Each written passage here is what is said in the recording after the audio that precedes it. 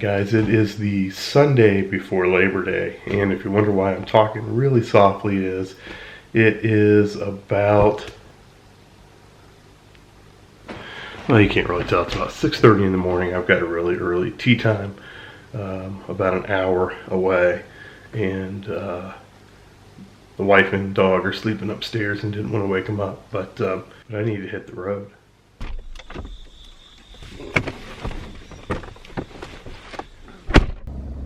Otter Creek Golf Course.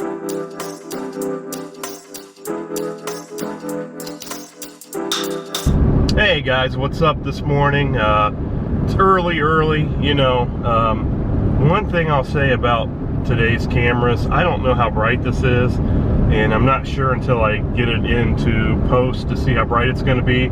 All I can see is a tiny little LCD screen, and it looks like it's the middle of the day. It's not even 7 a.m. yet, and it's still pretty dark outside. It's amazing what today's cameras will do in terms of light. Just want to take a couple minutes and do an introduction. I'm going to be reviewing the Tudor Prince Date Chronograph today.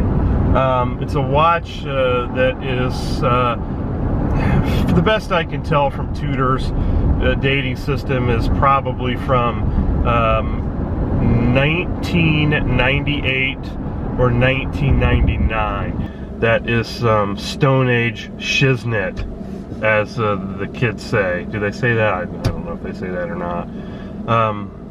Saw it on a movie. Anyway, I hope you enjoy the review. Oh, I had to cut back in because this is just too good. I'm at a stoplight, that's why I'm looking at the camera. So I get a text from my playing partner. I won't say who it is.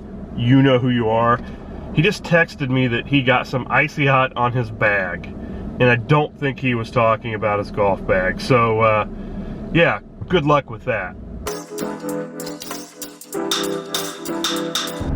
Alright, so just a quick update on the Icy Hot situation. I get a text back that he's driving down the interstate and he's about to pull over because it's burning so bad.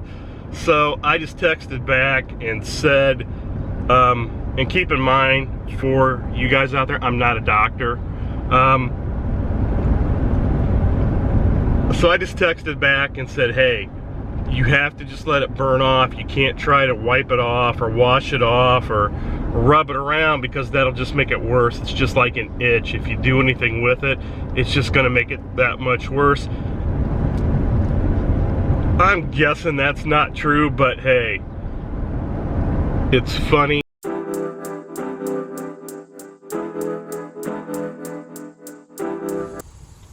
All right, ice baby on the nutsack.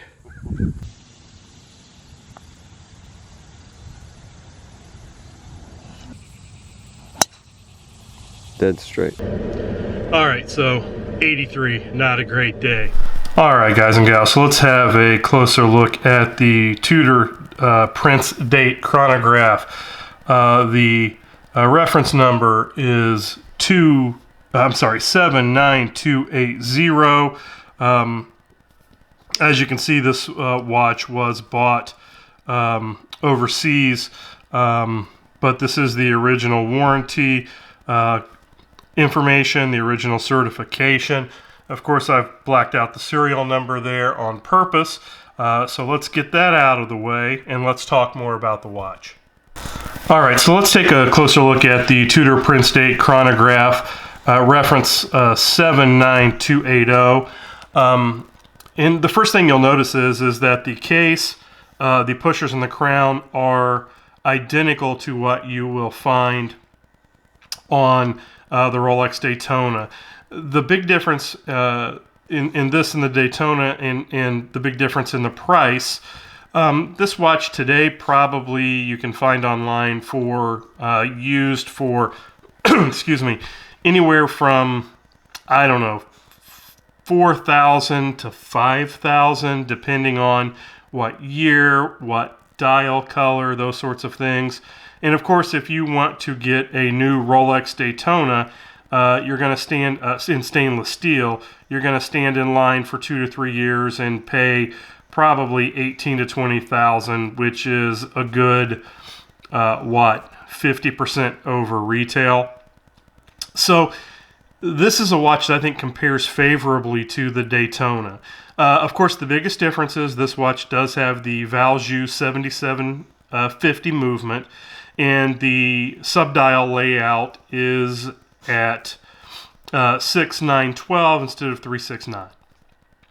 Certainly I prefer 3-6-9, but I think what Tudor did very well with this watch is they not only did they put a nice date window at 3, they put the 2.5 times Cyclops on there as well.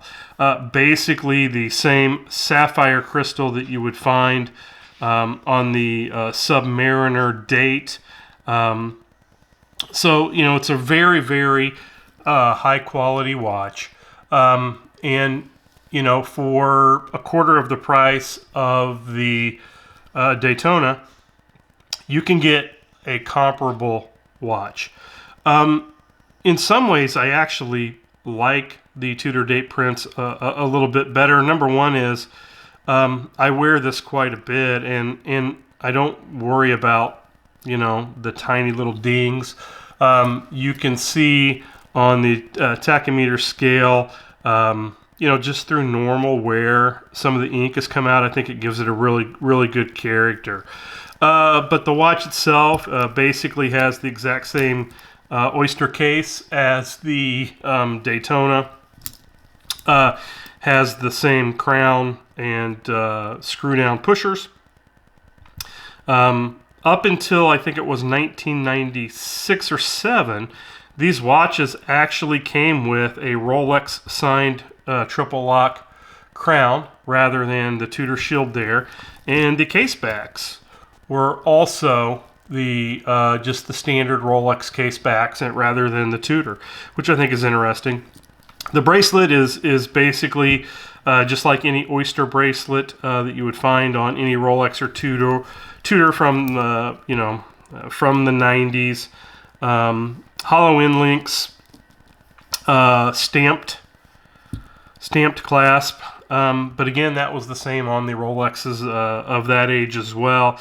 And of course, the oyster lock clasp with 1, 2, 3, 4, 5 or 6 micro adjustments is really nice. I never have to worry about putting links in or taking links out of this watch. You know, one of the things about the Valjoux 7750 movement that we find in this watch is that it has been around, you know, for decades, and really from the 1980s up until now, it's been a mass-produced caliber, but has really been the workhorse of most entry to mid-level Swiss chronographs. So, of course, you've got your second hand at 9. We have the 30-minute timer up at 12, and the 12-hour timer down at 6. Of course, these are screw down, so this is water resistant to 200 meters. Screw these out, and of course, just give the top one a push to start the second timer. Of course, once that makes it all the way around to 12 again, the minute hand here at 12 will switch from 0 to 1. It'll go around to 30 until you've reached 30 minutes, and then the hours start to click off 1, 2, 3, and this one will time up to 12 hours. Of course, the scale around the bezel here times how many things happen in 1 hour. Typically, it is used to time speed. So if you know how far a given mile is driving or flying, you start at 1 mile, you stop at the second, and if it stops at 160, you know you're traveling 160 miles per hour. The chronographs such as this have been used in racing for years and years. Another thing I really like about this watch is that beautiful blue sunburst dial. It gives a really, really nice effect. It wears well on the wrist. It's 40 millimeter. It's very modestly sized for today's watches.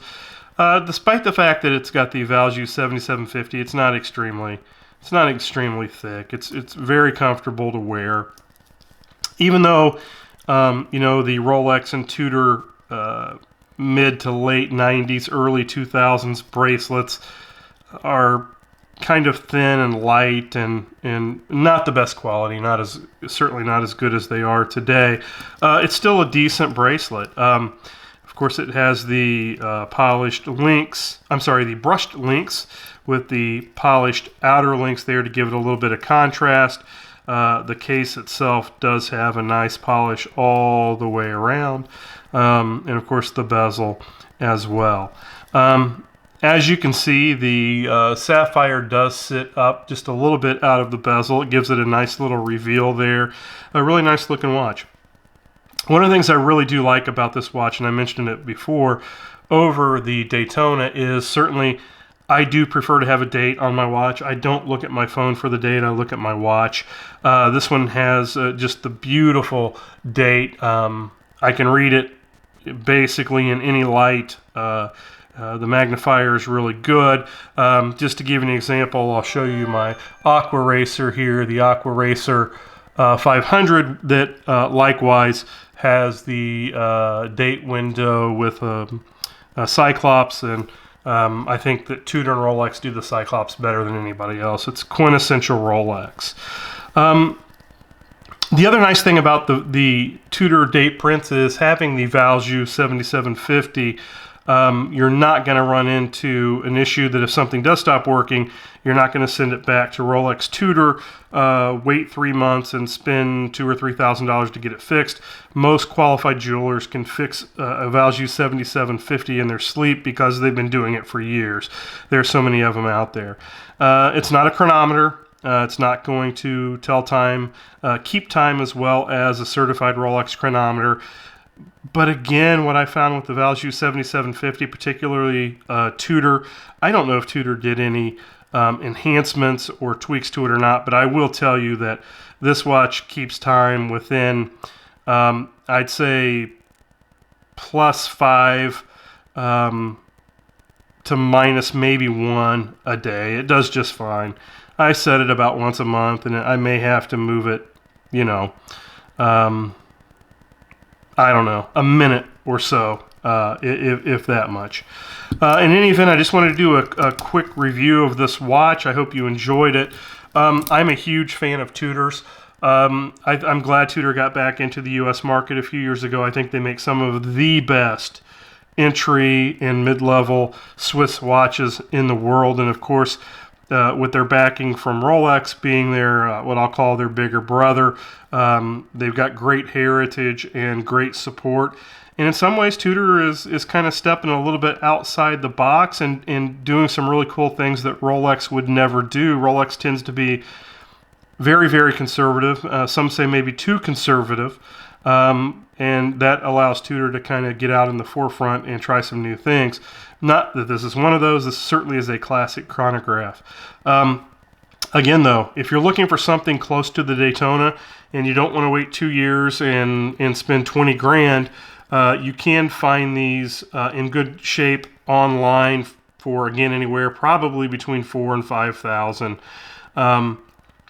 $5,000. I hope you enjoyed the review, and I appreciate you watching. Let me know your thoughts about Tudor, about this watch in particular, and leave me some comments. Let me know what you think. I appreciate it. Look forward to seeing you in the next video.